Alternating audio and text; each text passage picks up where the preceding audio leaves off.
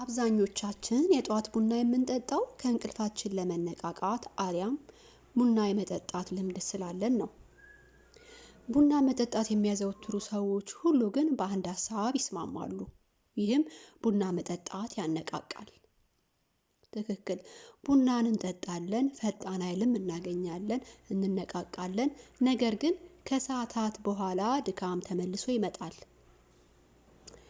የጧት ቡናው በኩሽና ውስጥ ያለ ትልቅ የጤና ማጓጓዣ ፈጣን ባቡር ነው ብንለውስ? እንዴት? ቡና የደም ስራችንን የመክፈትና የሜታቦሊዝምን የፍጥነት የመጨመር ተፈጥሯዊ ባህሪ አለው።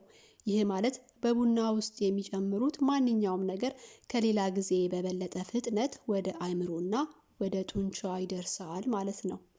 ዛሬ በቡና ውስጥ ሊጨመሩ የሚገቡ 8 ተፈጥሯዊ ቅመሞችንና የጤና በረከታቸውን በቅደም ተከተል እናያለን። ቅመሞችን ከመመልከታችን በፊት ጥቂት ስለ ቡና ሳይንሳዊ ነገሩን እንረዳ። ቡና ካፌን የተባለ ንጥረ ነገር አለው። ካፌን የልብ ምትን በትንሹ ይጨምራል፣ የደም ዝውውርን ያሻሽላል። ይህ ሰውነታችን የተወሰኑ ነገሮችን በቀላሉ እንዲመጥ ያደርገዋል ማለት ነው። ዝም ብለው ጥቁር ቡና ሲጠጡ ካፌን ብቻ ነው የሚያገኙት። ነገር ግን እነዚህ ነገሮች ሲጨምሩ የጠዋት ጊዜውን ወደ ባዮ ሃይኪንግ እየቀየሩት ነው ማለት ነው። መጠጥ ብቻ ሳይሆን የንጥረ ነገር ማጓጓዣ ስርዓት እየተጠቀሙ ነው። የመጀመሪያውና የቡና ትልቁ ችግር ማለትም ድካምን የሚቀንሰው ንጥረ ነገር እንመልከት። ሲናመን ወይም ቀረፋ ብዙዎቻችን በቀላሉ ማግኘት የምንችለውና በየቤታችን ያለ ቅመም እንደሆነ ይታወቃል። ሰዎች ቡና ከጠጡ በኋላ ድካም የሚሰማቸው ዋነኛው ምክንያት የደም ስኳር መጨመርና መቀነስ ነው። ቀረፋ ኤምኤችሲፒ የተባለ ንጥረ ነገር አለው። ይህ ንጥረ ነገር እንደ ኢንሱሊን በመስራት ሴሎቻችሁ ስኳር እንዲመጡ ያደርጋል። ይህ ማለት ከቡናው ጋር ዳቦ ወይም ፍራፍሬ ቢበሉ ቀረፋው ያን ስኳር ለኃይል እንዲውል ያደርገዋል እንጂ በኋላ ላይ ለሚመጣው ድካም ምክንያት አይሆንም ማለት ነው። ሁለተኛው ካካኦ። ይህ በፋብሪካ ከተዘጋጀው ቸኮሌት ጋር እንዳይቀላቀልባችሁ። ካካኦ ፍሌቨናንስ በሚል ንጥረ ነገሮች የበለጸገ ነው። ጥናቶች እንደሚያሳዩት እነዚህ ንጥረ ነገሮች ወደ አእምሮ በመሄድ ለማስታወስና ለመማር የሚረዱ ክፍሎችን ያነቃቃሉ።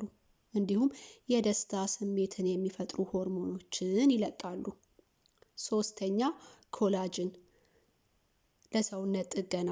ከ20ዎቹ ዕድሜ ጀምሮ የሰውነታችን ኮላጅን ምርት ይቀንሳል። ለስፖርተኞች ይህ ማለት የቁስል ወይም የጡንቻ ድካም ቶሎ አለመጠገን ማለት ነው። ለሌሎቻችን ደግሞ የቆዳ መድረቅና የቆዳ መጨማደድ ማለት ነው። ኮላጅን በሞቀ ቡና ውስጥ በቀላሉ ይሟሟል።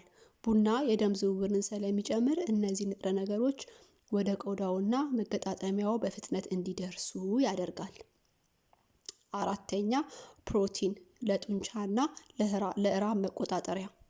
ይህ በጣም አስገራሚ ጥቅም ነው። አብዛኞቻችሁ ቡናን የምትጠጡት በባዶ ሆዳችሁ ነው። ይህ ደግሞ ኮርቲሶል የተባለ የጭንቀት ሆርሞንን ይጨምራል። ፕሮቲን በመጨመር ያንን ጭንቀት ሆርሞን ይቀንሳል። ጡንቻዎቻችሁ እንዳይዝል ያደርጋል። እስከ ምሳ ሰዓት ድረስ ደግሞ የራብ ስሜታችሁን ያስታግሳል። ይህ ማለት ክብደት በመቀነስ ላይ ላሉ ሰዎች ትልቅ መፍትሄ ነው። አምስተኛ እርድና ቆንዶ በርበሬ። ይህ ለህመም ማስታገሻ። በሰውነታችን ውስጥ የሚፈጠሩ ኢንፍላሜሽን ወይንም የሰውነት መቆጣት ለአእምሮ መታከትና ለመገጣጠሚያ ህመም ምክንያት ነው። እርድ ውስጥ ያለው ከርከም በጣም ጠቃሚ ነው። ነገር ግን ሰውነታችን በቀላሉ አይመጣውም። የቡና ሙቀትና ትንሽ ቆንዶ በርበሬ እርዱ ላይ በመጨመር ጥቅሙን በ2000% መጨመር ይቻላል። ይህ ቡናውን ወደ ተፈጥሮ የህመም ማስታገሻ ይቀይረዋል ማለት ነው። ስድስተኛ ኤምኤስቲ ኦይል ለፈጣን አእምሮ ኃይል። ይህ ዘይት በቀጥታ ወደ ጉበት በመሄድ ወደ ኪቶስ ይቀየራል። ኪቶን ለአእምሮ ተመራጭ ኃይል ምንጭ ነው። ከባድ ፈተና ወይም ስብሰባ ካለባችሁ ይህ በቡና ውስጥ ሲጨመር ንቁ እንድትሆኑ ያደርጋችኋል። ሰባተኛ የተፈጨ ቺያ ሲድ ለሆድ ጤና። ቡና አንዳንድ ጊዜ ለሆድ ወይም ለጨጓራ ሊከብድ ይችላል።